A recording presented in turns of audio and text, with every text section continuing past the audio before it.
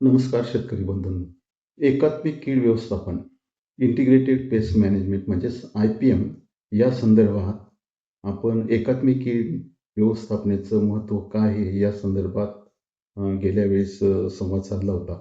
आता या एकात्मिक कीड व्यवस्थापनात जे विविध घटक आहेत त्यांचा आपण एक क्रमाक्रमाने विचार करणार आहोत. आता हे विविध घटक कोणते? तर सुरुवातीपासनं म्हणजे जमिनीची निवड करण्यापासनं मशागत, तसेच यांत्रिक पद्धतीने कीड नियंत्रण, मशागतीय पद्धतीने कीड नियंत्रण, तसेच इतर जी पद्धत आहे, भौतिक पद्धत आहे कीड नियंत्रणाची, अनुवांशिक पद्धत आहे, तसेच काही शासकीय नियम आहेत. तर हे विविध घटकासंदर्भात आपण माहिती घेणार आहोत. आता त्याच्यातलं सुरुवातीला जे मशागतीय पद्धत म्हणजेच कल्चरल प्रॅक्टिसेस, इंग्रजीमध्ये कल्चरल मॅनेजमेंटही म्हणू शकतो आपण. तर मशागती पद्धतीचा महत्त्वाचा रोल आहे. त्याच्यातही सुरुवातीला जमिनीची मशागत पूर्ण करण्यापूर्वीच जमिनीची निवड करणे महत्त्वाचे आहे. जर जमीन पिकाच्या प्रकारानुसार हलकी जमीन, मध्यम जमीन किंवा भारी जमिनीची गरज असते आणि याचा अप्रत्यक्षपणे कीड नियंत्रणासाठी किंवा कीड व्यवस्थापनासाठी फरक पडत असतो. विशेषतः समजा भारी जमीन असली तर तिथं पाणी धरण्याची क्षमता जास्त असते. पण जर चांगल्या पद्धतीने जमिनीत पाण्याचा निचरा होणारी जमीन असली तर ती पिकाशोग्य असतं असं आपण म्हणतो. त्याच पद्धतीने जर भारी जमिनीत पाणी सारखे धरून राहतं, ओलावा टिकून राहत असेल तर त्यात मग पिकावरील विविध रोग जसे की खोडकूज, मूळकूज, मर इत्यादी रोगाचं प्रमाण वाढते. तसंच किडीच्या बाबतीत सुद्धा ओलावा सतत असला तर सूत्रकृमी म्हणजे निमेटोडचं प्रमाण जास्त असू शकतो. उलट ओलावा सतत असला तर हुमणी किंवा तुमचं वाळवीचं प्रमाण कमी असतं. जमीन हलकी असली तर वाळवीचं हुमणीचं प्रमाण जास्त असतं. तर अशा पद्धतीने जमिनीची निवड करणे हे सुद्धा किडीच्या व्यवस्थापनाच्या दृष्टीने महत्त्वाचं आहे. आणि दुसरी महत्त्वाची बाब म्हणजे जमीन जरी निवडली तरी मशागत करणं हे पिकाच्या दृष्टीने महत्त्वाचे आहे आणि ते शेतकरी करतातच. फक्त त्याचा अप्रत्यक्ष संबंध हा किडीशी सुद्धा येत असतो. तर पूर्व मशागत म्हणा किंवा आंतर मशागत म्हणा. आता पूर्व मशागत करतो आपण म्हणजे सुरुवातीला जे नांगरटे करणं हे पिकाच्या वाढीसाठी किंवा वखरणी करणे आवश्यक आहे. परंतु त्याचबरोबर जमिनीच्या पृष्ठभागाखालील जी कीड असतात ते नांगरटीमुळे जमिनीच्या पृष्ठभागावर येऊन सूर्यप्रकाशाच्या तीव्र उष्णतेमुळे किंवा इतर भक्ष्य कीटक किंवा पक्षी याच्यामुळे सुद्धा त्याचं प्रमाण कमी होऊ शकतो. किंवा समजा जर त्याचा आपल्याला वखरणी करायची असली तर त्यावेळेस सुद्धा आपण या पद्धतीने बऱ्याचशा किडीचं व्यवस्थापन होत असतं. तसेच आंतरमशागत सुद्धा महत्त्वाचं आहे. आंतरमशागत करताना आपण निंदणी करतो, कोळपणी करतो. त्याबरोबर जर काही किडी असली, हुमणीसारखी जमिनीची किडी असली तर ते सुद्धा वेचून आपल्याला नष्ट करता येतो. म्हणून पूर्व मशागत तसेच आंतरमशागत ही कीड व्यवस्थापनाच्या दृष्टीने अत्यंत महत्त्वाचे आहे. हे झाल्यानंतर आपण जे बी पेरतो किंवा पिकाची लागवड करतो त्याचा हंगाम किंवा वेळ सुद्धा महत्त्वाची असते. जर पिकाचा हंगाम चुकला किंवा वेळ चुकली तर किडीचं आणि रोगाचं प्राबल्य वाढत असतो. उदाहरण द्यायचं म्हटलं तर तुम्हाला ज्वारीचं देता येईल. ज्वारीमध्ये आपण खरीप पीक घेतो ते सर्वसाधारण जूनमध्ये घेतो. पण जसं उशीर होतो तसं खोडमाशी किंवा मेजमाशीचं प्रमाण वाढू शकतो. तसंच ऑक्टोबरमध्ये रब्बीमध्ये जर ऑक्टोबरच्या ऐवजी जर थोडा उशीर झाला तर त्याच्यात एक खोडमाशी म्हणा किंवा तुमचं मेजमाशी याचं प्रमाण वाढू शकतो. तसंच ऊसाच्या बाबतीत उदाहरण घेता येईल. ऊसाच्या बाबतीत सुद्धा सुरू ऊसाचं आपण जानेवारी-फेब्रुवारीमध्ये शिफारस केलेली आहे. परंतु हे जर उशिरा केलं फेब्रुवारीनंतर तर मग अर्ली शूट बोरर की ज्याला आपण खोडकिडा म्हणतो याचं प्रमाण खूप मोठ्या प्रमाणात वाढतं आणि सुरुवातीलाच ऊस पिकाचं नुकसान होत असतं. तर अशा पद्धतीने वेळेचं सुद्धा महत्त्वाचं असतं. आता ही वेळ जरी पाळली तरी तुम्हाला बी वापरताना बीज प्रक्रिया करणे हेही महत्त्वाचं असेल. बीज प्रक्रिया 3 पद्धतीची असते. किडीसाठी असते, रोगासाठी असते, तसेच रायझोबियम किंवा अझोटोबॅक्टर किंवा स्फुरद विरघळणारे जीवाणू यांची ट्रीटमेंट देतो. आता किडीच्या बाबतीत म्हटलं की आपल्याला कल्पना आहे की बऱ्याचशा याच्यात आपल्याला जे बी येतो ते ऑलरेडी त्याला औषध लावलेलं असतं किंवा नसलं तर बीज प्रक्रिया करणे महत्त्वाचे असते. उदाहरणार्थ कपाशीला आपण कार्बोसल्फान किंवा थायोमेक्झॉन याची ट्रीटमेंट देतो. याचा 2 पद्धतीने फायदा होतो. एक तर जमिनीत असलेली किडी बीचं नुकसान करू शकत नाही आणि पीक उगवून आल्यानंतर सुरुवातीला जे येणारे रस शोषणारे कीटक आहेत किंवा इतर आहेत तर त्याचं आपण जवळजवळ 1-1.5 महिन्यापर्यंत पिकाचं संरक्षण होऊ शकतो. तसंच इतर पिकाच्या बाबतीत आहे. ज्वारीमध्ये सुद्धा आपण कार्बोसल्फानचं ट्रीटमेंट देतो आपण की जेणेकरून खोडमाशीचं प्रमाण कमी व्हावं. तसेच इतर पिकासाठी सुद्धा ही ट्रीटमेंट दिलेली असते. तसेच रोगाच्या बाबतीत सुद्धा आहे. रोगामध्ये विशेषतः महत्त्वाचं जे सुरुवातीलाच आहे तर ते मूळकूज किंवा खोडकूज याचं जास्त प्रमाण असतं आणि त्याच्यासाठी विविध रोगनाशक आहेत. जसे की बॅविस्टिन आहे, थायरम आहे किंवा इतर रोगनाशकाचा आपण ट्रीटमेंट दिल्यानंतर सुरुवातीला जे येणारे रोग असतात त्याच्यापासून बरंचसं आपण पीक वाचू शकतो. तसेच रायझोबियम, ॲझोटोबॅक्टर किंवा स्फुरद विरघळणारे ह्या जीवाणूची ट्रीटमेंट केलेले अत्यंत महत्त्वाचे आहे, आवश्यक आहे. परंतु बऱ्याच वेळा शेतकरी मंडळीचं दुर्लक्ष होत असतं किंवा त्याला एवढं महत्त्व दिलं नसतं. परंतु उत्पादनावर त्याचा फार चांगला परिणाम, जर ट्रीटमेंट दिली तर चांगला परिणाम आपल्याला अनुभव येतो. आता हे झालं बीज प्रक्रिया बाबतीत. त्याचप्रमाणे तुम्ही वाण कुठले वापरणार, पिकाची जात कुठली वापरणार हे सुद्धा महत्त्वाचं आहे. आता काही पारंपरिक जाती ह्या किडी रोगास प्रतिकारक्षम असतात किंवा विद्यापीठाने काही शिफारस केलेली प्रत्येक पिकाचे वाण आहेत.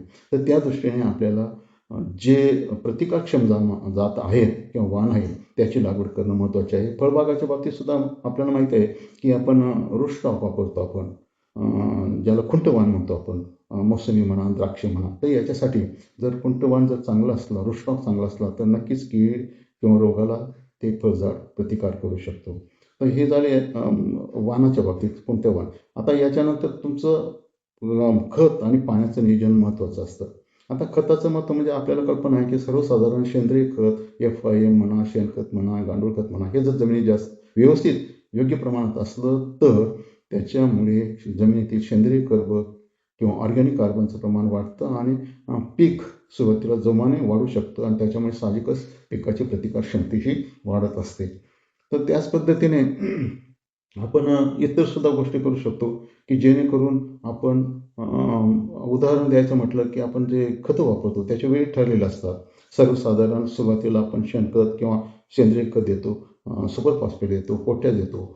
हे सुरुवातीला बेसल डोस म्हणतो आपण. आणि त्याच्यानंतर नत्राचे जे आहेत ना ते आपण टप्प्याटप्प्याने देत असतो.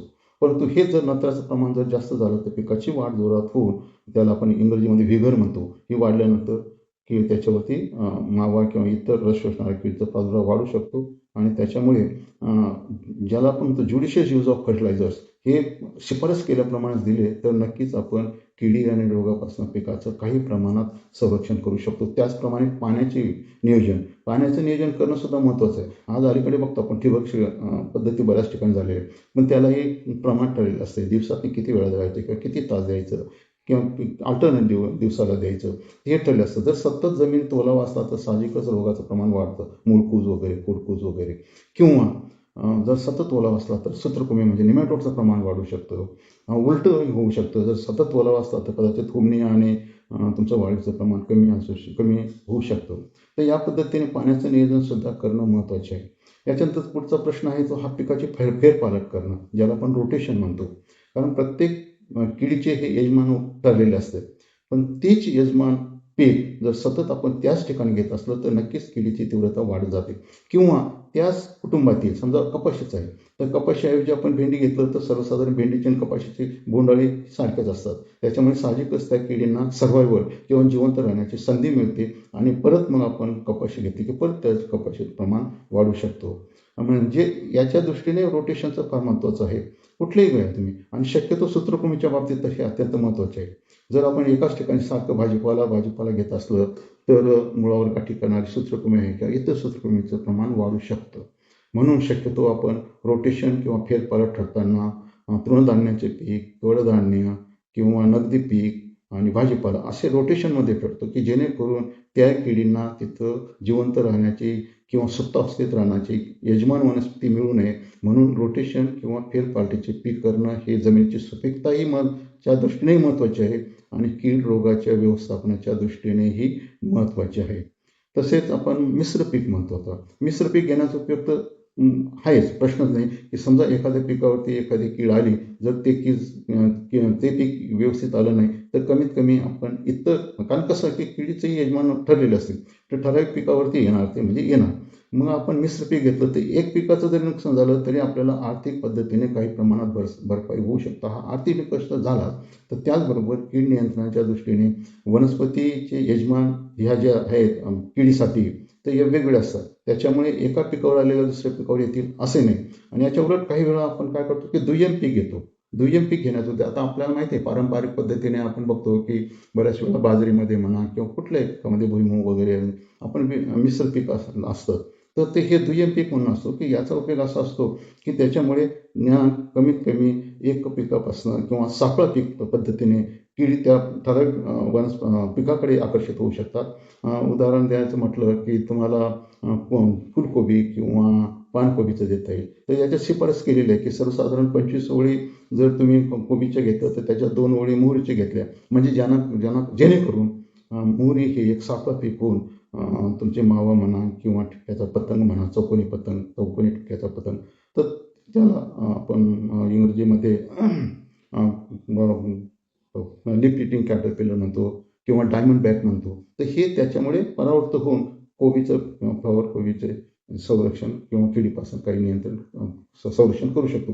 त्याचबरोबर काही पिकांचं महत्त्व म्हणजे परोपजीवी शेतीसाठी सुद्धा महत्त्वाचं आहे. विशेषतः मका, चवळी वगैरे याचे आपण मध्ये सांगतो, की हे जे परभक्षक किंवा परोपजीवी पिकासाठी आकर्षक असतात. किंवा सोयाबीनसारख्या पिकाच्या बाजूला आपण जर एरंडीसारखं पीक लावलं कडेने, तर सोयाबीनवरील जी अळी आहे पानं खाणारी, ती एरंडीच्या पिकाकडे आकर्षित होऊन काही प्रमाणात सापळा पीक म्हणून त्याचाही उपयोग होऊ शकतो.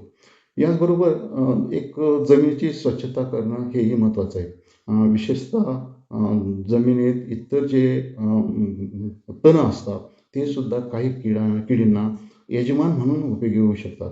म्हणून मुख्य पिकावरची याच्यामुळे ह्या तणामुळे सुद्धा मुख्य पिकावर किडीचं प्रमाण वाढू शकतं. उदाहरण द्यायचं म्हटलं तर तुम्हाला फळातील रस शोषणारा पतंग आहे.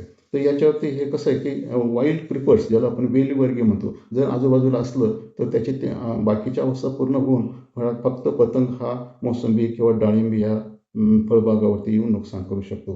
तर या पद्धतीने किंवा इतर समजा तुम्हाला व्हायरस रोग आहे. व्हायरस असला तर आपण व्हायरस अफेक्टेड किंवा विषाणूजन्य रोगाच्या अफेक्टेड पिकाचे किंवा झाडाचे ठराविक असते सुरुवातीला, तर ते आपण नष्ट करू शकतो. त्याच्यामुळे आपण व्हायरसचा प्रसार कमी करू शकतो. ऊसाच्या बाबतीत म्हणता येईल. ऊसाच्या बाबतीत पायरिल्ला आणि पिठ्या कीड याचं संरक्षणाचं साधन म्हणजे ऊसाच्या खालचं पाचट जे असतं त्यात प्रोटेक्शन मिळतं. तर अशा वेळेस वाळलेले पाचट जर काढले तर बऱ्याचशा प्रमाणात आपण ह्या स्वच्छतेमुळे किडीचं प्राबल्य कमी करू शकतो. तर अशा पद्धतीने हे एकात्मिक कीड मिश्रण मशागतीय तंत्र किंवा कल्चरल प्रॅक्टिसेस हे कीड व्यवस्थापनाच्या दृष्टीने अत्यंत महत्त्वाचे आहे. कदाचित हे रुटीन प्रॅक्टिस जरी असल्या तरी अप्रत्यक्षप्रमाणे आपण किडीचं व्यवस्थापन करू शकतो आणि पुढचा होणारा आपण म्हणतो ना, की prevention is better than cure. तर सुरुवातीपासून जर आपण अशा पद्धतीने थोडंसं कीड नियंत्रणाच्या दृष्टीने, रोग नियंत्रणाच्या दृष्टीने जर लक्ष दिलं, तर आपला बराचसा खर्च हा पीक संरक्षणावरचा वाचू शकतो आणि आपण ज्याला आपण आर्थिक दृष्टीने म्हणतो, की पिकाचं उत्पादन चांगलं करू शकतो. म्हणून एकात्मिक कीड नियंत्रणाच्या दृष्टीने, एकात्मिक कीड व्यवस्थापनाच्या दृष्टीने मशागतीय पद्धत ही ज्याला cultural methods of pest control म्हणतो, हे सुरुवातीचं जरी असलं तरी अत्यंत महत्त्वाचे आहे.